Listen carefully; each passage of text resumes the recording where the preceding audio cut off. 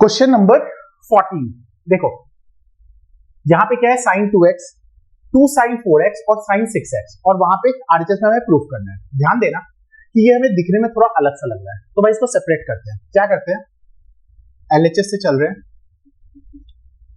ये है sin 2x और इसको ले आओ प्लस sin 6x और इसको इधर लिख दे रहे हैं 2 sin 4x।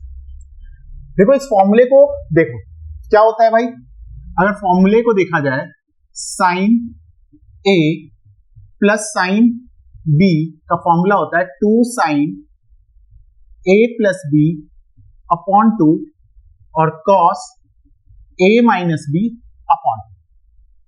ठीक है, अब जरा देखो यहां पे ये क्या हो जाएगा, 2 sine 2x plus 6x upon 2 cos 2x minus 6x upon 2 और साथ में इसको लिख दो 2 साइन 4x।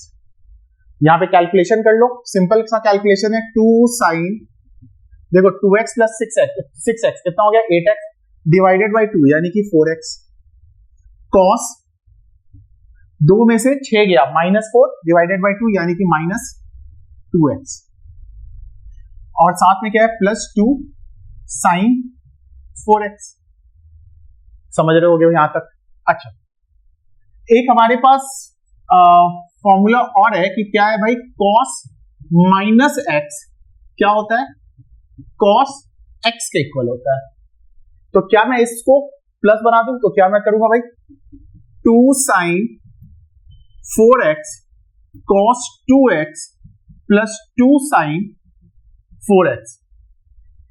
यहां पे देखो sin 4x और 2 कॉमन है, ये वाला चीज और ये वाला चीज कॉमन है, कॉमन ले लो।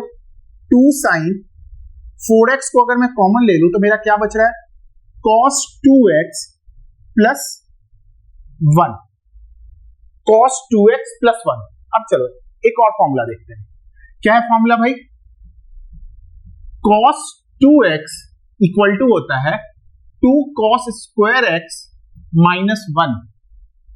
तो अगर मैं इस 1 को इधर उठा के ले आऊं तो क्या हो जाएगा, cos 2x plus 1 equal to 2 cos square x। ये फॉर्मूला है, वहां से इस 1 को इधर उठा के लाया तो क्या आ गया 2 cos स्क्वायर x।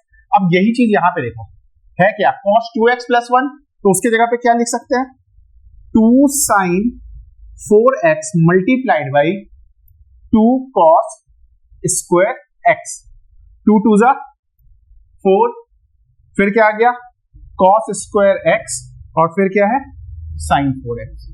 ये हमारा क्या था, आरएचएस था, हेंस प्रूव। यहां पे फॉर्मूला आपका ये यूज हो रहा है, ये 4 के 4 मैंने साइड में लिख दिए हैं, 4 नहीं 3 फॉर्मूले, तीनों मैंने साइड में लिख दिए हैं और इसका एप्लीकेशन करके इसको सॉल्व कर दिया। ठीक है।